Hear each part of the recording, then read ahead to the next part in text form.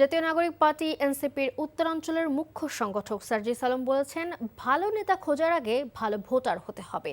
লোভ লালসার ঊর্ধ্বে থেকে সৎ ও বিবেকবান ভোটাররা যোগ্য প্রার্থী নির্ধারণ করতে পারলে আগামীতে দেশের কল্যাণ সম্ভব। দুপুরে দিনাজপুরের বিরল উপজেলায় এক পথসভায় তিনি কথা বলেন। সার্জিস বলেন, কিছু সুযোগ সুবিধার জন্য অযোগ্য নেতার কাছে নিজেকে বিক্রি করলে দেশের পরিবর্তন সম্ভব নয়। তিনি বলেন, আগামীর বাংলাদেশে কোনো চাঁদাবাজ থাকবে না। পথসভায় এনসিপির স্থানীয় নেতৃবৃন্দ সহ অন্যরা উপস্থিত ছিলেন। ভালো যদি নেতা খুঁজেন তার আগে ভালো ভোটার হতে হবে। বিবেকবোধ সম্পন্ন যদি নেতা খুঁজেন তার আগে বিবেকবোধ সম্পন্ন ভোটার হতে হবে।